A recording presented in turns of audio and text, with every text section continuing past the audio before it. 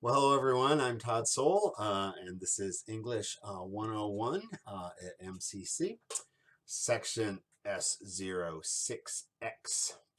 And I thought I would bring you a little bit of an update as we enter just about halfway through week 2. Hey, congrats, by the way, making it through week 1. And if you're still with us, what I like to do sometimes on Wednesdays or Tuesdays is just post kind of a weekly update to talk about things that I've noticed, over the last week and things that I might be able to help you with upcoming assignments. So let's jump right into that, and I'll talk a little bit about some of the things I've been seeing as I've been going through your work. So I'm going to go back through week 1. This is the week 1 folder here. And one thing right away that I think people sometimes don't realize is, unless you're reading thoroughly, is that that there are exercises or things that need to be done. For example, chapter 6 and 7. If you're not sure, just hover over this. You see how the finger and the hand appears here? That isn't the middle finger. That's the pointer finger. I'm just saying. So anything where that hand shows up, that means that's the link to turn in a particular assignment. So that's where you go. So if you're like just hovering over something and you're not sure, like here's a video, see how there's no hand here. This is something we'll come back to at the end of the course. Still an assignment, but not anything, excuse me, that you need to submit. Anytime you do an exercise, please open the MLA template. Quite a few of you forgot that, and I do have one over here. I'll just open that.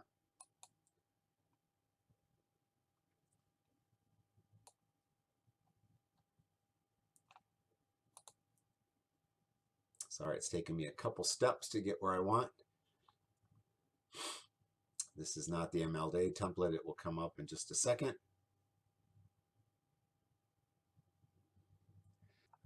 Internet, there we go. Internet's moving a little slow. I'll just show it to you in 2 pages. So when we get to the point where we do research, here's a place for the works cited. But it has a place for your name, month. This is from last semester, but you'd update that. What a lot of people do is you can go in here and just save it with your own name, and then also right here, and you could save it, with a month and those kinds of things. The nice thing about having the template is that you always are going to launch with Word. You're always going to start with something consistent versus trying to do something different later on. So again, that's over here where it says MLA template. Whenever we do an assignment, make sure you're launching that template. And I'll usually remind you, as I did in the instructions here. So that assignment went pretty smoothly. I mean, some of you had much better fashioned metaphors and similes and showing passages, but most of you seem to get the gist of that. Remember that it's all about details. That's what a narrative descriptive essay is about. When it comes to discussion board, I am going to go in, and I think I'll just open this and show you how it works. So I'm going to go in and create a thread. I'm going to call this to make my point.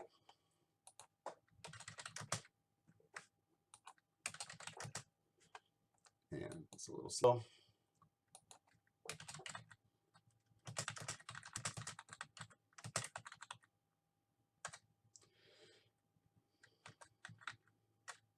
Sorry, there's a little delay in my keyboarding, which happens sometimes. So here's a test. So let's say, this was thread 1, which was to post a reaction to a story from The Moth, and thread 2 was for StoryCorps. Always make a separate thread for each one. Don't combine them. It just stands out a little bit better when I'm counting and when people are trying to reply. So if I want to, let's say I wanted to go in and say something to Todd myself, and you can see I have this riveting message here. Now, this is the tricky part. See how it says reply? You actually need to use quote, and here's why.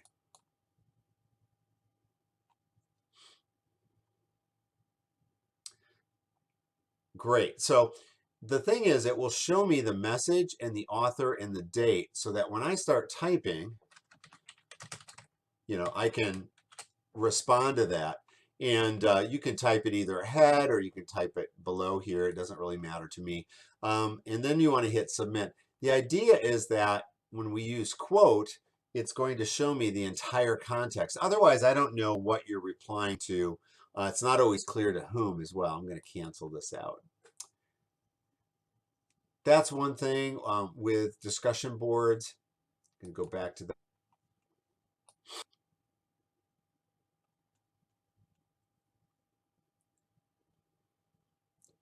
And then I want to talk a little bit about instructions here. So you're looking for 100 plus words. Most of you are on base with that. Some of you were a little terse. These need to be lucid, clear, grammatical sentences. Our discussion boards text messages? They should not be. In fact, are you using your phone to do discussion board? You really shouldn't be. There's not nearly enough screen to see what you're writing, although some of you, I'm sure, are pretty good at it. But there's no tools. You should be running the ABC with a check mark after it, spell check. You want to make sure these are clear sentences. They need to have capital letters, complete thoughts, correct words, all these things, because this is a writing class. So what you post and how you post is extremely important. And then there were some issues with how many posts there should be.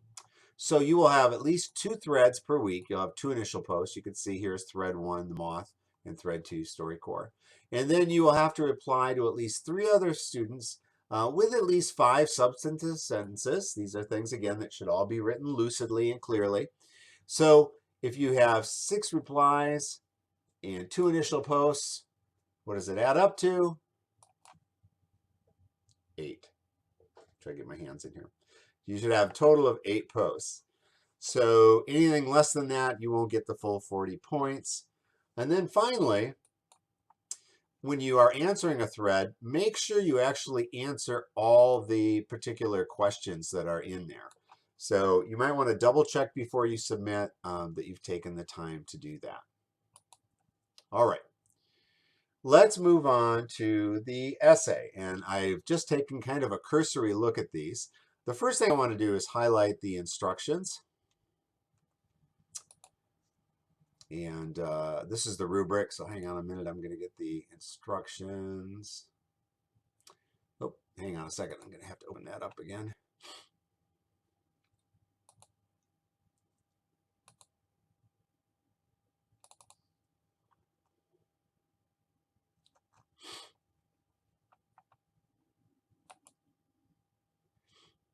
All right. So whenever you're writing an essay, it's always important to read the instructions ahead of time, but then do so again. Now, first things first, it must be at least 3 full pages. What happens if it's less than 3 pages? I won't accept it. Now, it's a first draft, and that's okay. I can't give you as much credit for your first draft if you don't meet the requirements. However, don't repeat that again, or I can guarantee you it's going to come back with a comment, you need to write more. So 2.5 pages is not 3 pages. 2 3/4 pages is not 3 pages. To be honest, always shoot for more. If this is a class where you're just going to try to fill space, you're not going to be very successful. So develop your narrative in a better way, add more voices, add more events, whatever it takes to explain that story that you want to relate. Details are important. We're going to talk about that. An important thing I saw missing in probably half the essay. So I'll get to that in a minute. Just a reminder, it must be in MLA format. Some of you did not do that. Again, it will come back to you. You can go to the template and start all your writing that way. So the first thing I want to talk about is don't take on too much. So some of you had stories that are too broad. A story that takes place over like 3 days is probably too broad for this assignment. So think of StoryCorps and think of the Moth and how they're focused experiences. Now, they might be kind of lifelong experiences, but in StoryCorps' case, it's 2 people having a conversation. So they've taken it and just kind of condensed it. What was it like? What was this like? And so I had a number of people who wanted to do like vacation stories. those are too long. You want to take one a day, one event out of that vacation. Then you're going to have a much more focused experience. So that's one issue to think about. And then always use past tense to relate your narrative. So always past tense verbs. Why? Because it's already happened. So we don't want to use present tense verbs, with a few exceptions here or there. Because if you do that, it makes it sound like it's unfolding as we're reading it. And that's clearly not what happened. I just noticed that I didn't post a day's wait. So I'm going to put that in here with the assignment under the narrative essay. You might want to read it. It's a good example also for dialogue, which a few of you are diving into.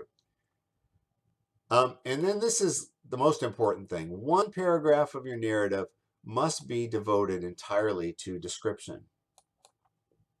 One of the reasons I had you focus on simile metaphor and then showing versus telling in those two exercises is that your essay, the thicker it is with details, the richer the experience for your reader. Think of it as a soup or a stew, right?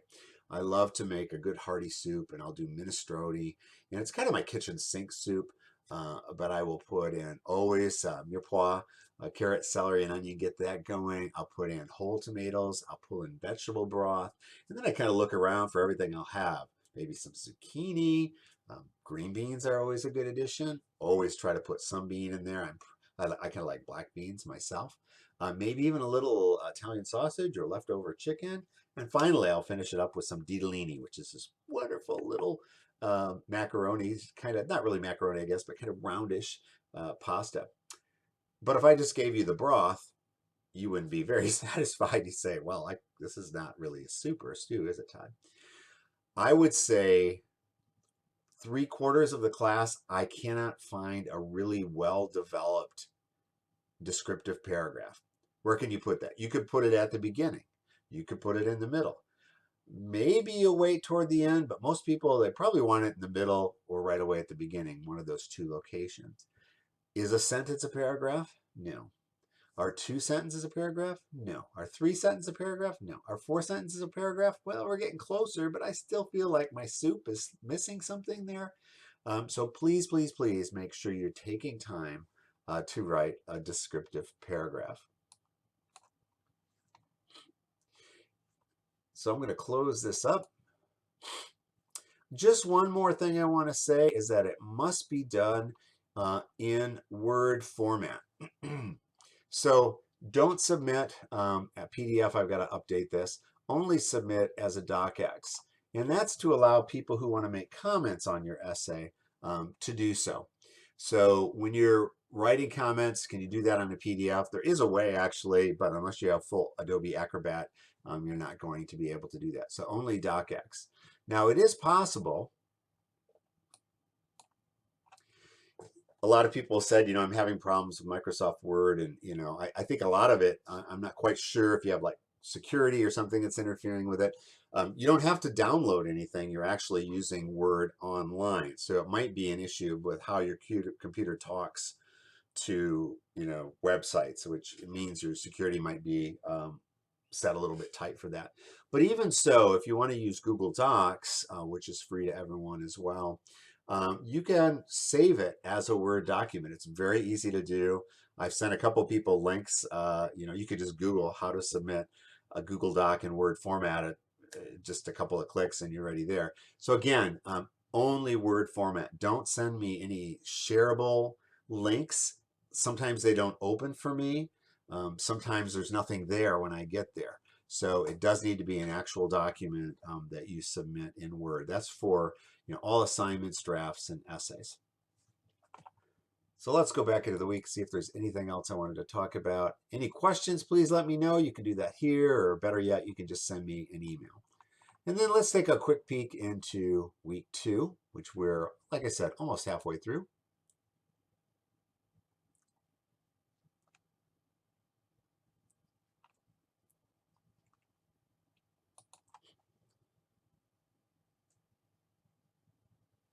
All right, this week is all about process. This is our second essay, so you've done a first draft. You're going to do another first draft. But before we get into that, you're actually going to view a presentation. We are not giving credit yet, but it's coming very soon. And so I'm trying to space this out over the next 3 weeks. And this is the basics of giving credit with a student example attached to show you how that looks. This is especially for people who have not used MLA before. And if this is your first time using that, don't worry, we will teach it to you. And then you will be writing peer letters or Word documents for the narrative descriptive essay. I've included a sample letter from one peer to another from one of my former students. Or you can use the comment tool. And beneath this, again, I prepared a short video, so I won't go into all of that later. Remember, you need to submit them to your group. And again, here's the link. See that hand appear when you submit it to Blackboard. You'll be reading chapter 9 in our text. We do not have exercises. Again, there's no hand. And then discussion board this week. Let's make sure you follow directions, so always look this over very closely. You will be reading about a process, and there are several excellent essays at the end of the process chapter, chapter 9. You can choose one of those. And then again, make sure you look at these 3 areas as you respond. And then you'll be rewriting some instructions. Now, my wife and I bought this magnetic screen curtain. This is like everything's perfect here. Everyone seems frozen in time. But this is what it looks like when assembled. And you can do anything you want to revise these. We're going to assume that the numbers and the design, the picture graphic is okay. Let me just open this up for you a minute. I had to put these in a separate window.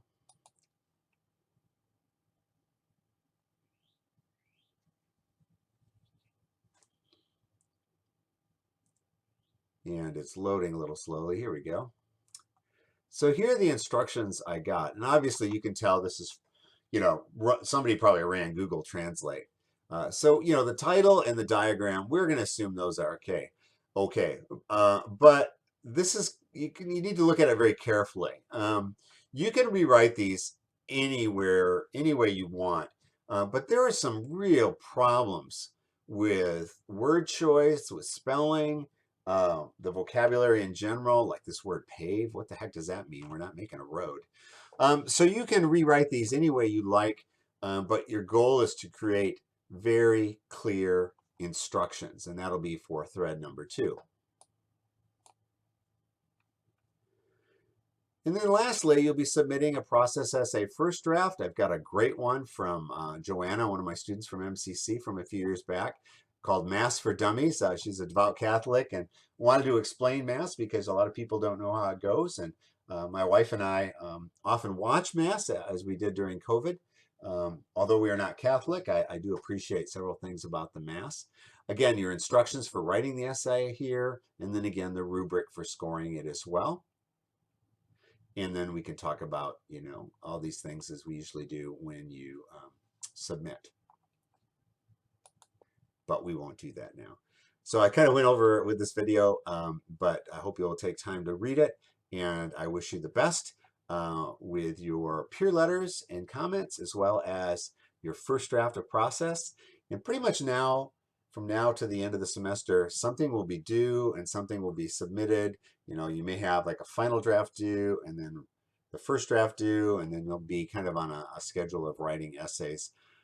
Probably almost, a final draft due 1 week and then a first draft due about the same time, or at least peer letters. So the essays are going to come at you a lot faster.